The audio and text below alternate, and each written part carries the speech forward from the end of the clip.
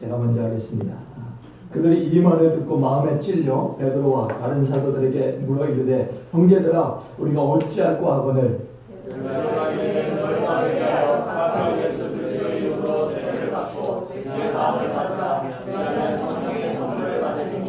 이 약속은 너희와 너희 자녀와 모든 먼데 사람 곧 주 우리 하나님이 언제든지 부르시는 자들에게 하신 것이라 하고 또 너희가 이 peaceful 대해서 구원을 받으라 하니 그 말을 받은 사람들은 세례를 받음에 이날에 신도의 수가 3,000이나 더하더라. 그들이 교사를 가르침을 받아 서로 교제하고 떡을 떼며 무릇 기도하기를 힘쓰니라. 사람마다 두려워하는데 사도들로 말미암아 기사와 표적이 많이 나타나니 또 재산과 소유를 팔아 각 사람의 필요를 따라 나눠주며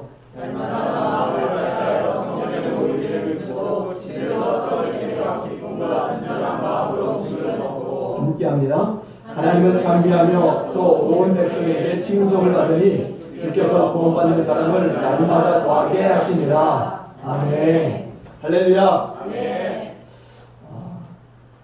우리 한번 옆에 있는 분들과 인사할까요? 반갑습니다. 반갑습니다. 정말 성도의 교제라고 하는 것은요, 우리의 신앙생활에 너무 중요합니다. 이 교제 없이 우리가 신앙생활을 한다고 하는 것이 사실은 쉽지 않아요. 방송으로 이렇게 앞으로 코로나 이후의 시대는 신앙생활을 해야 된다라고들 말하지만 사실은 그거는 쉽지 않습니다. 쉽지 않아요. 그래서 교회 올 때마다 성도들과의 교제를 통해서 더 믿음의 단단함을 또 보이시고 또 세상 속에서 그 성도의 교제를 통한 또 이김을 또 세상에 나타낼 수 있는 그런 또 신앙의 삶을 이어가길 주의 이름으로 축원을 드립니다. 사실 교회가 교회되게 하는 이 일들이라고 하는 것은요 상당히 중요해요.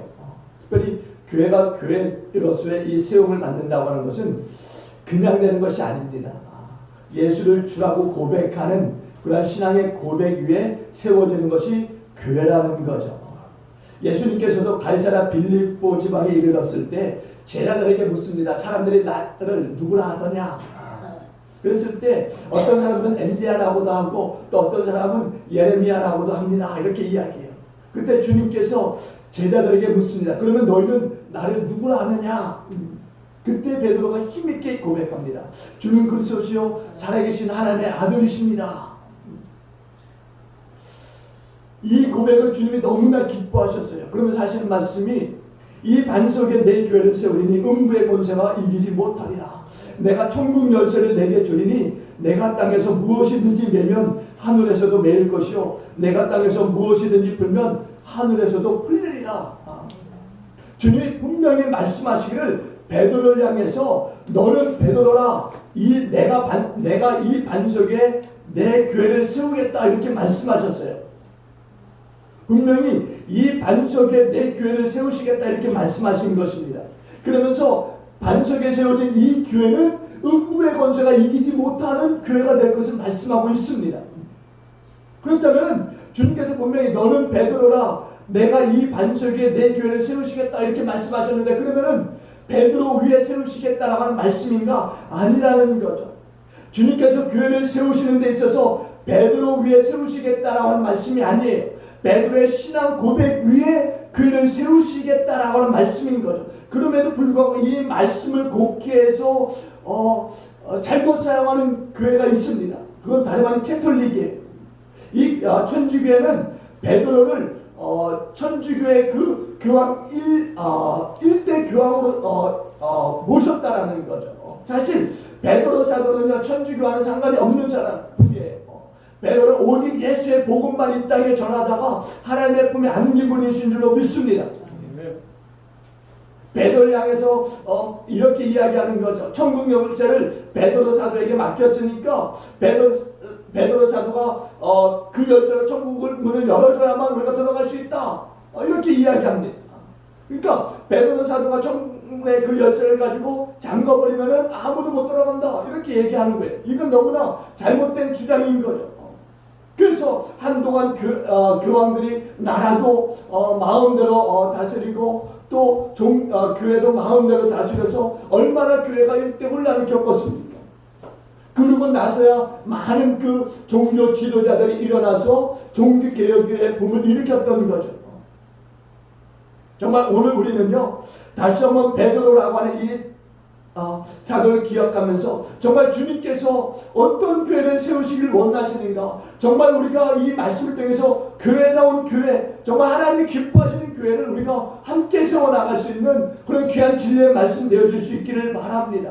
정말 베드로의 신앙 고백과 같은 그런 신앙 고백에 세워지는 그런 진리의 이 교회, 이 교회를 우리가 함께 세워져 나가야 될 줄로 믿습니다.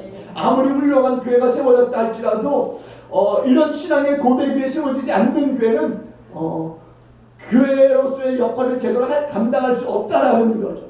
그래서 오늘 우리가 교회가 교회되게 하기 위해서 어떻게 해야 되는가? 먼저는 신앙의 고백이 있어야 되는 겁니다. 베드로의 이 신앙 고백을 말씀드렸지만은 이 같은 이 신앙의 고백을 하는 이 구성원들을 통해서 하나님은 교회를 교회되게 하신다라는 겁니다. 주는 그리스도시요 살아계신 하나님의 아들이십니다라고 하는 이 신앙의 이 고백은 너무나 중요한 거예요. 이 신앙의 고백은요, 정말 건전하고 바르고 아름다운 교회를 세우는 데 있어서 필요한 정말 고백이라는 거죠. 교회를 교회되게 하기 위해서는 이런 신앙의 고백이 있어야 되는 겁니다.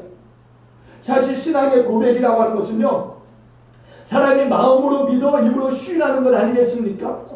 믿음의 고백인 거죠. 이것은 참으로 우리 주님을 기쁘시게 하는 일이라는 거죠. 요즘 우리가 코로나로 인해서 많은 그 어려움이 있어요. 특별히 교회 가운데는 더 큰 어려움이 있습니다. 우리가 그 큰 어려움을 지금 또 얘기해봐야 무슨 적이 있겠습니까? 그럼에도 불구하고 이렇게 힘들고 어렵고 또 우리가 또 날씨도 이러다 보니까 짜증도 많이 나고 또 때로는 이런 날씨로 인해서 불만불평이 많이 나올 수도 있는 그런 상황이에요. 그러나 분명한 것은 이렇게 나에게 도움이 되지 않는 신앙생활에 있어서 믿음 생활을 방해하는 이런 말들은 우리가 우리의 입 밖에서 쫓아내 버려야 될 줄로 믿습니다. 우리 속 안에서 쫓아내 버려야 될 줄로 믿습니다. 사실 이런 말들은 나에게도 좋은 영향을 줄 수 없을 뿐만 아니라 다른 사람에게도 좋은 영향을 줄 수 없다라는 거죠. 또한 우리 하나님을 기쁘시게 할 수 없는 일이에요. 성경은요, 불만과 불평, 원망은요 지었다 말하지 않습니다. 광야에서 이스라엘 백성들이 어떻게 했습니까? 원망하고 불평했어요. 그 1세대는 어떻게 되었습니까? 가나안 땅을 들어가지 못했어요. 다 이 광야 40년의 징계 속에 병들어 죽거나 아니면 뱀에 물려 죽거나 들어가지 못했다라는 거예요. 그러나 오늘 광야 40년 이후에 태어났던 그 2세대들은 하나님 앞에 온전히 가나안 땅을 밟을 수 있는 은혜를 받았던 거죠. 그러니까 하나님께서 원망이나 이 불평이라고 하는 것을 얼마나 싫어하시는가를 우리가 알 수 있는 일이에요. 아브라함에게요, 하나님께서 어느 날 그렇게 말씀하세요. 이삭을 제물로 바치라고. 하나님의 명령이었어요. 아브라함이 어떻게 했습니까? 그 하나님의 명령에 즉각적으로 순종했어요. 아브라함이 아침에 일찍 일어나서요, 낙에 안장을 지우고서는요, 종들과 함께 나무와 불을 준비한 후에요, 3일길을 걸어서 이제 모리아산으로 올라가게 됩니다. 그리고 그 모리아산에서 이삭을 제물로 바칠 그러한 일들을 진행하려고 하는 거예요. 사실 이제 모리아산에게 다 다다랐을 때요, 생각지 못한 그런 질문을 듣게 됩니다. 아들 이삭이 아버지에게 이렇게 말하는 거예요. 아버지요, 불과 나무는 여기에 있거니와 번제드릴 어린 양은 어디에 있습니까? 사실 생각지 못한 그 질문을 아들로부터 들은 거예요. 아브라함이 얼마나 가슴이 철렁했을까? 아브라함이 얘야, 바로 너가 오늘 제물이 될 거야, 이렇게 말할 수 없는 것 아니겠습니까? 그래서 아브라함은 전혀 준비되지 않은 말을 해버리고 말았어요. 그럼에도 불구하고 그 말은 믿음의 말이었다라는 거죠. 아들아, 번제할 어린 양은 하나님이 자기를 위하여 준비하시리라. 준비되지 않은 말이었지만 그러나 이 말은 믿음의 이 말이었다라는 거죠. 과연 이 믿음의 말, 성경은요 분명히 말씀합니다. 이삭을 제물로 바치라고 말씀을 있지만은 번제할 어린 양을 여호와께서 준비하신다라고 하는 말씀은 있지 않아요. 근데 어떻게 해서 아브라함이 이런 말을 할 수 있었을까? 이건 믿음의 말인 것이 분명한 겁니다. 아브라함을 하나님께서 어떻게 해요? 이런 이 믿음의 이 말을 하나님이 들으신 거죠. 들으시고 이제 아들 이삭을 번제물로 바치려고 하는 그 찰나에 어떻게 합니까? 하나님께서 아브라함을 뜯어 말리세요. 하나님이 더 급하셨던 거예요. 아브라함이 손을 내리치는 그 순간 아들 이삭을 정말로 하나님께 들려주는 겁니다. 근데 하나님이 그걸 원하셨던 게 아니었던 거죠. 아브라함의 믿음을 보고자 했던 거죠. 그래서 어떻게 합니까? 하나님이 뜯어 말리세요. 아브라함아 아브라함아. 급하게 부르시는 음성 아니겠습니까? 아브라함아 아브라함아. 내 손을 그 아들에게 대지 말라. 그랬을 때 아브라함이 주위를 살펴보면서 주위에 어린 양, 그러니까 뿌리 숯불에 걸려있는 그 양을 발견하고서는 그 양을 하나님의 아들 이삭 대신 번제물로 드리는 것을 우리가 보게 되는 거예요. 근데 여러분 생각해 보세요. 아브라함이 이런 상황들을 생각했을까요? 아니에요. 아브라함은 전혀 이런 상황들을 생각지 않았던 거죠. 이렇게 될 줄 모르고 있었던 거예요. 다만 아브라함은 하나님이 그렇게 하실 거야 라고 하는 믿음의 말을 했을 뿐이에요. 그런데 그 믿음의 말을 하나님이 들으시고 응답하신 줄로 믿습니다. 아브라함은 사실 믿었던 거예요. 하나님이 하실 거라고. 하나님이 하실 거라고. 하나님의 하나님 되심을 아브라함은 믿었던 겁니다. 그래서 고백한 것이 하나님이 자기를 위하여 준비하시리라 이렇게 말을 했던 거예요. 그리고 그대로 그렇게 되는 것입니다. 때로는 우리 주위에 아픈 분들이 있어요. 어려움을 당하는 분들, 문제 있는 분들이 있습니다. 그러나 우리의 믿음의 선포의 그 말은 역사하는 힘이 있는 줄로 믿습니다. 우리가 아픈 분들이나 또한 주위에 문제 있고 어려움을 당하는 분들을 위해서 우리가 기도하게 되면 그 기도의 역사대로 되게 되는 줄로 믿습니다. 우리가 믿음의 말로 하지 못하기 때문에 그런 일들이 우리의 이 주변에 나타나지 않고 있는 거예요. 오늘 하나님께서 우리의 기도를 반드시 들어주실 것이라고 하는 그 믿음의 기도가 되어질 때 하나님은 역사가 되는 거죠. 아멘. 하나님은요, 하나님 당신의 그 이름을 위해서라도 하나님 역사하시는 분이세요. 아멘. 지금까지 우리의 이 삶을 한번 여러분 돌아보십시오. 하나님은 어떻게 하나님 되심을 우리 가운데 이루셨는가? 우리는 하나님의 하나님 되심에 대해서 우리는 누구도 부인할 수 없는 거예요. 왜? 하나님께서 내 삶에 그렇게 역사하셨기 때문에. 하나님의 그 역사하심은요 지금도 멈추지 않고 끊임없이 우리 가운데 진행되고 있음을 믿으시기 바랍니다. 때로는 우리가요 염려하고 고민함으로 인해서 정말 뭐라고 할까 좀 거기서 멈춰버리는 그런 상황들이 있어요. 우리의 신앙생활들이 앞으로 가다가 그냥 털그덕 걸려서 그냥 멈춰지는 그런 순간들이 있지만 그럼에도 불구하고 여러분 멈춰졌다고 해서 거기서 끝이라고 생각하지 마시기 바랍니다. 계속적으로 다시 한번 갈 수 있는 그런 믿음의 성도들 되길 주님으로 축원드립니다. 왜냐하면 그 일들은 내가 하는 것이 아니라 하나님이 하시는 일들이기 때문에 그러는 거예요. 그러니까 우리는 어떻게 해요? 기도를 계속 해야 되는 거죠. 기도를.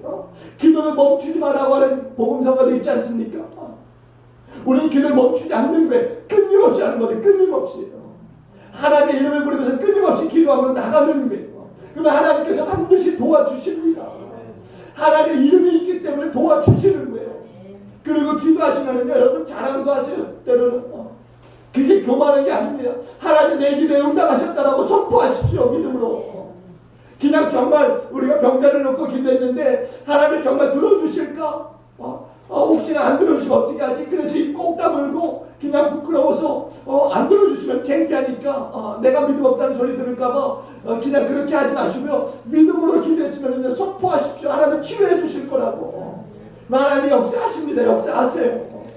우리 하나님이 영광을 받으시기 위해서라도 역사하시는 줄로 믿습니다. 오늘 우리는요 거룩한 공동체예요. 믿음의 공동체인 거죠. 이 시간 우리가 모여있지만 그냥 모인 게 아닌 거죠. 믿음의 공동체 아닙니까? 믿음의 끊임없는 신앙생활 속에서 주는 그리스도시요 살아계신 하나님의 아들이십니다라고 하는 그 고백을 가지고 모이는 그런 그 믿음의 거룩한 공동체 아니겠습니까? 우리는요 철저하게 정말 우리 안에서 불만과 원망 그리고 시기 질투 이 모든 것들을요 예수 이름으로 싸그리 물리쳐야 될 줄로 믿습니다. 완전히 몰아내야 되는 거예요.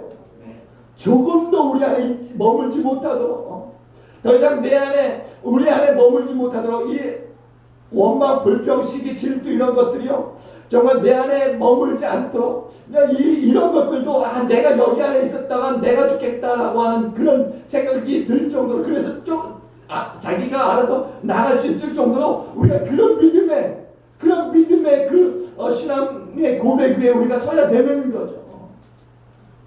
정말 오늘 우리는요 주는 그리스도시요 살아계신 하나님의 아들이십니다라고 하는 이 고백을 잊지 마시기를 바랍니다. 한번 합시다. 주는 그리스도시요 살아계신 하나님의 아들이십니다. 주는 그리스도시요 살아계신 하나님의 아들이십니다. 그냥 저를 보고 하지 마시고 여러분의 신앙 고백으로 하실 수 있길 바랍니다. 다시 한번 합니다. 주는 그리스도시요 살아계신 하나님의 아들이십니다. 주는 그리스도시요 살아계신 하나님의 아들이십니다. 첫째는요 주라고 말하지 않으니까 주는요 바로 나의 주인이라고 하는 말이에요. 나의 주인.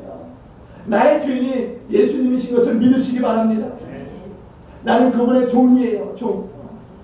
나의 소유는 어떻게 해요? 아무것도 없게 되는 거죠. 종이 무슨 소유가 있겠습니까? 다 주인 대신 주님이 맡겨주신 것 뿐인 거죠. 성경에도 보니까는요 예수님이 이렇게 말씀하세요. 건너편 마을로 가서 나귀 새끼를 풀어오라고.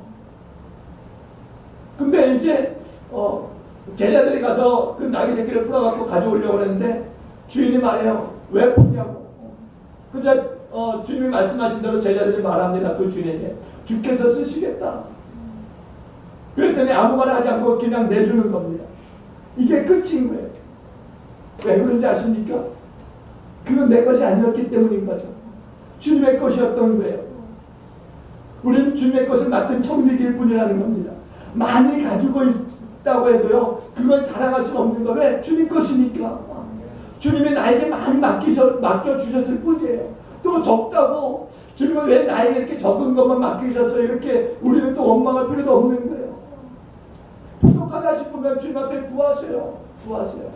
주님이 주시겠다고 말씀하지 않았습니까? 구하지도 않고 불만불평하지 마십시오. 주님 저 사람은 저렇게 큰 거 주시고 왜 나에게 이렇게 조그만 거 주셨어요? 그러지 마시고 적게 받았다고 생각하시면 구하십시오. 주님 앞에. 구해서 더 받으시는 여러분 되기를 바랍니다. 그리고요 정말 그랬을 때 이게 내 거라고 생각하지 마시고 때로는 만족하는 삶을 우리가 살아가야 되는 거예요. 어찌됐건 주신 자도 여호와시고 취하신 자도 여호와 아니십니까? 그러니까 모든 소유권이 다 주님께 있는 거예요. 이런 고백이 우리 가운데 있어야 되는 거죠. 그리고 또 하나는요 그리스도라고 하는 고백. 이 그리스도라고 하는 이 고백은요 나의 왕이시여라고 하는 고백. 나의 왕이시여. 그러니까 그리스도께서 나의 왕이시면 우리는 어떻게 되는 겁니까? 신하가 되어지는 거죠. 신하는 왕의 말을 청종해야 되는 거예요. 왕의 말을 들어야 되는 거죠. 내가 나의 왕 주 예수 그리스도의 말씀을 듣고 순종하겠습니다 라고 하는 그런 고백이 우리 가운데 있어야 되는 거죠. 주님의 거룩한 공동체, 이 믿음의 이 공동체는요 이런 신앙 고백 위에 세워져 가는 거예요. 그래야 교회가 교회로서의 제대로 된 교회로 세워질 수 있는 것입니다. 하나님을 기쁘시게 하고 주님을 기쁘시게 하는 교회는 바로 이런 신앙의 이 고백 속에 세워지는 줄로 믿습니다.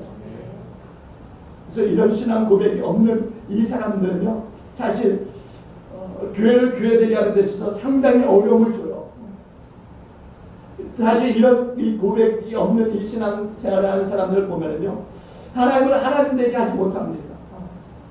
순전히 다 자기 것으로만 돌리는 사람들이 많아요. 하나님이 영광을 받으시지 아니하도록 자기가 영광을 받을 수 있도록 늘 그렇게 살아가는 거죠.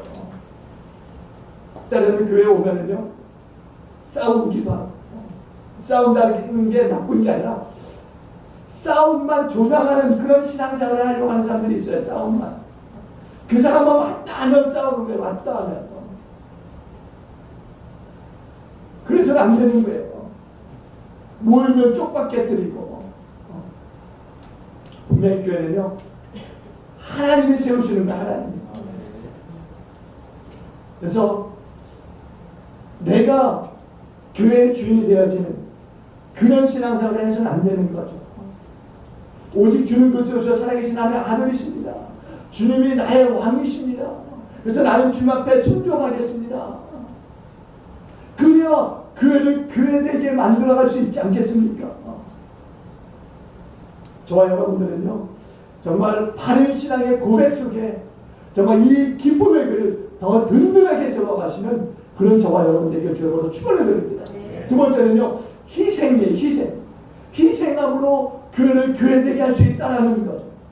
초대교회에 이 성령 받았던 이 그리스도인들은요, 자기를 희생했고, 자기의 수요를 희생했고, 또 자기의 시간을 희생해서요, 하나님의 나라의 이 교회를 제대로 세워갔다라는 거죠. 제대로. 이것은요, 우리 주님께서 교회를 교회되게 하시는 그 목적 속에 충만한 이 성도들을 우리가 볼 수 있는 거예요. 보세요.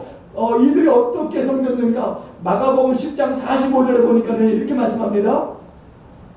인자가 온 것은 섬김을 받으려 함이 아니라 도리어 섬기려 하고 자기 목숨을 많은 사람의 대속물로 주려 함이라, 이렇게 말씀해요. 여러분, 교회를 교회되게 하는 그 정말 그 역사는 바로 여기에 있는 줄로 믿습니다. 섬김을 통한, 희생을 통한, 그래야 교회를 참다운 교회되게 할 수 있다라는 거죠. 여러분, 사실 겸손을 빼고 우리가 교회를 교회되게 할 수 있을까요? 주님의 교회가 어떻게 든든하게 세워갈 수 있을까요? 거기에 많은 희생자들이 있었고 섬김자들이 있었므로 말미암아 교회가 교회되게 되는 것 아니겠습니까? 사실 교회 속에 많은 그 자본주의라든가 인본주의가 들어오다 보니까 교회가 교회되지 못하고 깨어지는 것들을 우리가 보게 되는 것 아니겠습니까? 사실 한국교회는요, 이런 일들이 계속적으로 악순환적으로 있어 왔어요. 그러나 이런 일들에 대해서 우리는 이제 단호하게 끊어버려야 될 줄로 믿습니다. 이 일에 대해서 우리가 단호하게 끊어버리고 교회를 교회되게 하는 일들에 우리가 앞장서야 될 줄로 믿습니다. 정말 오늘 우리는요, 주를 따르는 자로서의 귀한 사명을 가지고 있는 자들이에요. 주님께서 주님을 따르고자 하는 자들에게 이렇게 말씀하세요. 누구든지 나를 따라오려거든 자기를 부인하고 자기 십자가를 지고 나를 따를 것이니라. 누구든지 제 목숨을 구원하고자 하면 잃을 것이요, 누구든지 나를 위하여 제 목숨을 잃으면 찾으리라고 이렇게 말씀하세요. 누구든지 나를 위하여 제 목숨을 잃으면 찾게 될 것이다, 이렇게 말씀합니다. 이게 무슨 말이냐? 이 세상에서 가장 가치 있는 그 값진 삶, 그거는요, 남을 위해서 희생하는 삶이다, 이렇게 말씀하고 있는 거예요. 자기로 남을 위해서 희생하는 사람들, 이 사람이 얼마나 중요한가를 말씀하고 있는 거예요. 사실 자기만을 위한, 아니 다른 사람이 나를 위하여 희생했을 때 나의 그 삶은 어떻게 되는가? 그 사람은 죽으면은요, 그냥 그것으로 끝인 거예요. 그 사람의 이름은 남지 않습니다. 그러나 남을 위해서 자기를 희생한 사람들은 죽어서 더 빛나게 되는 거죠. 그 사람의 이름을 기억해 주는 거예요. 어저께인가 그저께인가 보니까 서방대원이 물에 급류에 휩쓸려간 한 사람을 구원하고자 들어갔다가 같이 휩쓸려 죽은 그런 일이 있었어요. 그 서방대원의 이름이 얼마나 고귀한 것입니까? 그 생명, 자신을 희생하면서 누군가를 살리려고 했던 그 삶, 그것이 얼마나 귀한 것입니까? 죽음에 더 빛나게 되는 거죠, 그런 사람들은. 하와이에요. 모르가이라고 하는 작은 섬이 하나 있는데요. 이 평화로운 하와이에요. 갑자기 이 난데없이 이 나병 환자들이 생기게 된 거예요. 그러니까 이제 나병 환자들이 갑자기 생기게 되니까 주민들과 같이 할 수 없는 거잖아요. 그래서 이 하와이에 있는 사람들이 어떻게 했느냐, 이 나병 환자들을요, 모르가이라고 하는 이 섬에다 이제 거의 이제 유배인 거죠. 그 사람들 따로 그 모르가이라고 하는 섬에 이제 던져주는 거예요. 거기는 먹을 것도 없고요, 마실 것도 없는 거예요. 사실 거기는 완전히 그냥 사람이 살 수 없는 지역인 거죠. 그런 땅에, 그런 섬에 이 나병 환자들을 보내놓은 거예요. 그러니까 이 모르가이 섬에 들어간 이 나병 환자들은요, 문자 그대로 지옥 같은 생활을 하게 되는 것입니다. 먹을 것이나 치료받을 것이 전혀 없는 그런 땅에서 그들은 고통 속에 죽어가고 있는 거예요.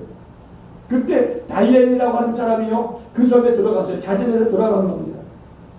그리고 그들과 함께 생활하다가 그들이 걸려있던 그 나병에 걸려서 그 다이앤이라고 하는 사람도 그 섬에서 죽고 말았어요. 근데 그가 그렇게 죽은 것으로 끝났느냐? 아니라는 거예요. 시간이 오랜 지난 후에 하와이 사람들은 이 다이앤이라고 하는 사람을 기억한 거죠. 그리고 그의 동상을 세워서 다이앤이 했던 그 일들을 기억하게 되는 거죠. 그러니까 우리가 진짜 섬김이라든가 희생이라고 하는 것은요, 우리 독생자 예수께서 주신 그것을 통해서 우리가 배워야 되는 것 아니겠습니까? 하나님의 자녀들, 예수 그리스도의 희생을 우리가 본받는 자라고 한다면은 오늘 나를 다시 한번 또 희생하는 그 자리에, 그리고 남을 또 섬기는 그 자리에 우리가 있어야 될 줄로 믿습니다. 저는 지난 그 7월, 6월 달에요, 우리 교회 성도들의 그 따스한 마음들을 보면서 너무 감사했어요. 사실 교회가 계속적으로 점심시간을 하지 않는 그 상황 속에서 서로가 섬기려고 하는 그 마음들을 보면서 정말 감사했습니다. 한두 명도 아니고 여러 많은 사람들 섬기는 그 일들을 보면서 하나님께 감사드렸어요. 교회는 이렇게요, 자기를 희생하는 그 분들에 의해서 세워져 가는 거죠. 정말 교회가 교회 되는 것은요, 이런 분들을 통해서 이루어지는 거예요. 그분들의 이름이 누구냐? 그건 중요하지 않습니다. 중요하지 않아요. 다만 이름을 말하라고 한다면요, 예수 그리스도를 나의 주 나의 하나님으로 모신 분들일 뿐이에요. 예수를 나의 주 나의 하나님으로 모신 그분들이 하나님께서 성도를 섬긴 거죠. 근데 하나님 그 일을 기뻐 받으시고 칭찬하시는 거예요. 또한 우리는요, 받은 은혜가 너무 크니까 감사하고 또 섬기게 되고, 우리가 신약성경에 자기의 그 옷값을 깨뜨렸던 그 여인을 우리가 보지 않습니까? 그 여인과 같이 자신의 옷값을 깨뜨려서 섬기는 거죠. 섬기는 거예요. 거기에는 우리의 이름이 들어갈 필요가 없는 거예요. 거기는 섬김의 성도들만 있을 뿐이라는 거죠. 그러니까 교회는요, 정말 어려운 중에도 이런 섬김을 통해서요, 교회가 교회로서의 그 세움을 받게 되는 겁니다. 초대교회를 보세요. 초대교회가 이제 교회가 되는 그 일들 속에 얼마나 성도의 역할이 키우기 힘든가. 물론 그들의 이름은 여기에 나오지 않습니다. 성경 어디에도 그들의 이름이 나오지 않아요. 그럼에도 불구하고 그들은 이 초대교회가 교회가 되게 하는데 그들의 몸을 들였다라는 거죠. 그들의 사역, 그들이 어떻게 했는가만 나와 있어요. 그들이 어떻게 했는가. 열심히 가르쳤다라고 해요. 열심히 가르쳤다. 즉 말씀을 가지고서 다른 사람의 성도님들은 열심히 했던 거예요. 열심히. 골로새서 1장 28절에 보니까 이렇게 말씀합니다. 우리가 그를 전파하여 각 사람을 권하고 모든 지혜로 각 사람을 가르침은 각 사람을 그리스도 안에서 완전한 죄로 세우려 함이니, 이를 위하여 나도 내 속에서 능력으로 역사하시는 이의 역사를 따라 힘을 다하여 수고하노라. 여러분, 이렇게 말씀을 가지고 섬기는 일은요, 각 사람을 그리스도 안에서 온전하게 세우는 일을 한다라는 거예요. 온전하게 세우는 일을. 참으로 우리 귀한 믿음의 성도들, 그리고 우리 교사분들, 정말 그거 하는 일이 얼마나 중요하고 또 소중한가를 분명히 깨닫고 하나님께 다시 한번 그 일들에 대해서 감사하실 수 있기를 주님으로 축원을 드립니다. 서로 교제하면서 떡을 떼었다라고 하고요, 물건을 서로 통용했다라고 말씀하고 있고요, 이렇게 섬김이 교회 안에서 빈번하게 일어났던 거예요. 이렇게 거룩한 희생들 통해서 초대교회가 교회되게 되었다라는 거죠. 자신들의 희생을 통해서. 먼저 우리들의 이 희생, 첫째는요, 말씀을 가르침을 통해서 우리가 희생할 수 있다는 거죠. 여러분, 믿음은 들으면서 나고요. 들음은요, 그리스도의 말씀을 듣는 가운데 생긴다라고 말씀하고 있어요. 그러니까 말씀을 듣는 것이 영적인 삶이 얼마나 중요한 걸 말씀하는 겁니다. 여기에 말씀을 듣던 사람들에게요, 아주 이상한 일들이 일어났어요. 오늘 말씀에서 그런 말씀이 있지 않습니까? 사도들이 말씀을 가지고 준비했을 때 그 말씀에 찔림을 받았다 이렇게 말씀해. 찔림을 받았다. 이게 성령의 역사가 아니고 무엇이겠습니까? 성령의 역사심을 통해서 말씀이 전해지는 것을 우리가 볼 수 있는 거예요. 또 사도행전에 보니까는요, 스데반이 말씀을 전합니다. 그런데 동일하게 그 말씀을 전했음에도 불구하고 들었던 사람들의 반응은 전혀 다르게 나타나고 있음을 우리가 볼 수 있어요.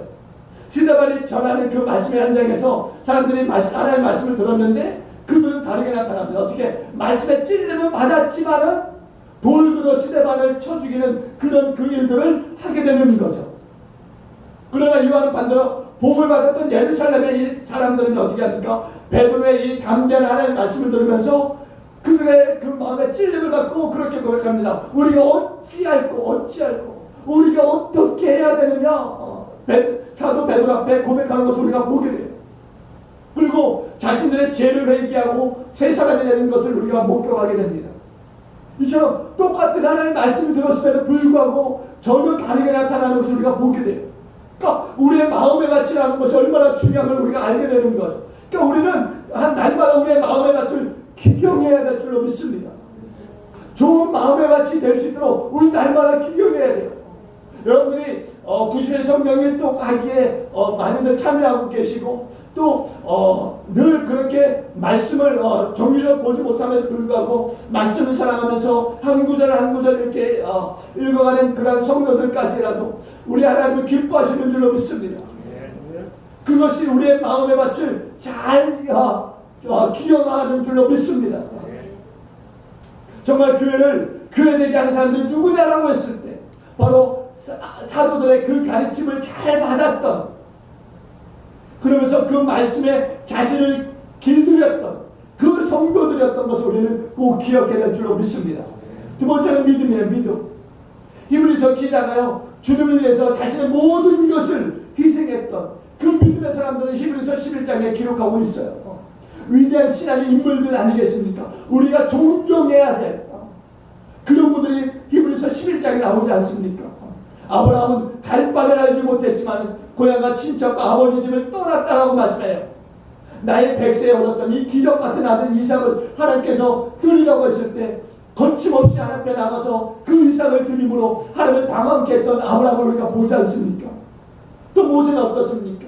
궁궐에서 호의호식하며 살 수 있는 그런 정말 기회가 있었음에도 불구하고 공주의 아들이라고 하는 그 낙을 누리게 있는 것을 포기하고 고통받는 하나님의 백성들과 함께하고자 했던 그 모세의 그 마음을 우리가 또 보지 않습니까? 그리고 기생 나합을 보세요. 기생 나합은요, 목숨을 걸고서 정탐꾼을 보호했다라고 했어요. 또 어떤 이들을 보니까 돌에 맞아 죽기도 하고 톱으로 켜 죽임을 당하기도 하고 칼에 죽은 자도 있고, 어떻게 이들이 어떻게 이렇게 자기의 생명들을 드리면서 죄같이 생명을 드리면서 그 믿음을 지키느냐는 거죠. 우리가 히브리서 11장에 나오는 그 많은 그 믿음의 선진들을 보면서 어떻게 그렇게 할 수 있을까? 어떻게 희생의 제물로 앞에 드려줄 수 있을까? 이건 다 믿음 때문에 믿음. 오직 믿음이 아닌 것을 이렇게 할 수가 없는 거예요. 히브리서 11장 6절에 믿음이 없이는 하나님을 기쁘시게 할 수 없다. 그들은 믿음을 가지고 하나님을 기쁘시게 하고자 그렇게 희생 제물이 되어진 거죠. 희생 제물이. 우리를 강하게 하는 건 다른 게 아니에요. 믿음이라는 건 믿음밖에 없는 건 믿음밖에. 믿음이 있어야 하나님을 기쁘시게 하는 줄로 믿습니다. 믿음이 있어야 또한 우리가 가진 것도 함께 나눌 수 있는 거예요. 여러분 오늘 본문 44절 보세요. 함께 볼까요? 44절. 44절 초반절에 뭐라고 합니까? 함께 볼까요? 시작. 믿는 사람이 함께 있어 모든 물건 서로 통용하고. 믿는 사람이라고 해요. 믿는 사람. 그냥 아무나 그냥 함께 통용했다는 게 아니에요. 믿는 사람, 믿는 사람, 믿는 사람. 믿는 사람이 그렇게 할 수 있다는 거. 믿는 사람이. 40절에 보세요. 믿는 사람이 다 함께 있어 모든 물건을 서로 동용하고 또 재산과 소유를 팔아 각 사람의 필요를 따라 나눠주며 날마다 마음을 같이하여 성전에 모이기를 힘쓰고 집에서 떡을 떼며 기쁨과 순전한 마음으로 음식을 먹고 하나님을 찬미하며 또 온 백성에게 칭송을 받으니 주께서 구원받는 사람을 날마다 더하게 하시니라. 아멘. 여러분, 믿는 사람이 이렇게 한다면 믿는 사람이 아무나 하는 게 아니라 믿는 사람이 이렇게 했다는 거. 믿는 사람이 교회를 되게 하는 것은요, 믿음입니다. 믿음. 끝으로요, 마음을 같이 하는 거예요. 마음을 같이 할 때 기적도 일어나는 줄로 믿습니다. 사무엘상 14장 7절 말씀해 보니까요, 요나단이 이제 블레셋과 이 전쟁을 앞두고서는요, 몇몇 군사들 가지고 단독으로 나갔어요. 그런데 이제 요나단과 같이 간 이 군사들이 요나단에게 그렇게 고백하는 거예요. 뭐라고 하느냐? 당신의 마음에 있는 대로 다 행하여 앞서 가소서. 내가 당신과 마음을 같이하여 따르리이다. 그러니까 당신이 하는 대로 우리가 따르겠다 이렇게 말하고 있는 거예요. 여러분, 교회는 이래야 될 줄로 믿습니다. 주의 종들이 앞서가면은요, 마음의 그 계획한 것을 함께 이루어가야 되는 것이 마땅한 거죠. 교회가 마음을 같이 해서 따라가야 교회가 교회되는 것 아니겠습니까? 사도행전 1장 4절에는요, 예수님께서 승천하신 이후에요, 여자들과 예수의 모친이 마리아와 예수의 이 아우들로 더불어서 마음을 같이하여 전혀 기도에 힘썼다 이렇게 말씀해요. 전혀 기도에 힘썼다. 그리고 성령 충만함을 받게 됐다 이렇게 말씀합니다. 또 빌립보 교회들이 어떻게 했는지 아십니까? 성도들이 마음을 같이 해서 같은 사랑을 가지고 뜻을 합하며 한 마음을 가졌다 이렇게 말씀하고 있어요. 또 베드로 사도가 마지막 시대의 교회를 향해서 뭐라고 하느냐? 마음을 갖춰 동경하며 형제를 사랑하며 불쌍히 여기며 겸손히 행해야 한다라고 말씀해요. 오늘 본문에도 모이는 것도 마음을 같이 해서 모여야 된다 이렇게 말씀합니다. 여러분, 흩어진 마음으로 모이면 이 예배가 어떻게 될까요? 분산될 수밖에 없는 거예요. 우리는 모일 때도 마음을 같이 한 그런 마음으로 모여 예배해야 될 줄로 믿습니다. 배우는 일에도, 말씀을 배우는 일에도, 봉사하는 일에도, 전도하는 일에도 마음을 같이 해야 되는 거예요. 마음을 같이 해야. 그냥 너는 해, 나는 바쁘니까 이게 아니에요.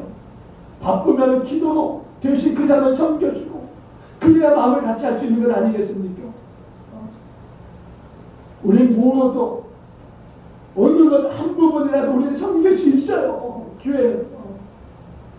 내가 꼭 그 일을 하지 않아도 그 일을 하는 그 사람을 위해서 우리가 기도하고 또 그 사람이 그걸 해냈을 때는 또 칭찬하고 수고했어요. 잘하셨습니다. 그렇게 위로하고 격려하고 그래야 마음을 같이 하는 것 아니겠습니까? 마음이 다르면은요, 사람이 역사하는데요, 늘상 지지고 먹고 조그만 교회들도요, 싸우는 일들 얼마나 많이 있는지 몰라요. 그래서 안 되는 거죠. 사람이 우리 안에 역사되도록 방관하거나 방대해서는 안 되는 거예요. 그 마음을 같이 할 수 없는 거예요. 여러분, 우리가 마음을 같이 하면요, 하나님의 역사도 함께하는 줄로 믿습니다.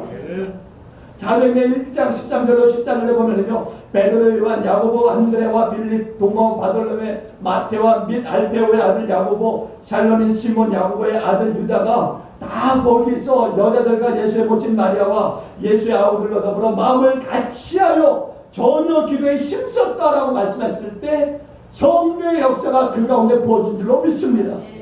마음을 같이 하니까 하나의 성령이 부어진 거예요. 그러니까 성령 받은 사람들이 교회를 교회되게 하는 데 있어서는 쉬운 거죠. 쉬운 거예요. 여러분, 우리가 마음을 같이 할 때 성령의 부으심의 예배가 될 줄로 믿습니다. 사단의 권세가 떠나가는 역사의 예배가 될 줄로 믿습니다. 교회를 교회되게 하는 그 역사는 바로 우리의 이 신앙 고백 위에와 또 희생 위에 세워지는 것을 믿고 정말 우리의 이 신앙 고백을 다시 한번 제대로 주 앞에 선포하고 또 우리가 정말 모든 일에 있어서 정말 희생하면서 정말 교회를 교회되게 하는 일에 우리가 함께하는 그런 기쁨에게 모든 성도들 되어지기를 저희가 함께 축원을 드리겠습니다. 기도합니다.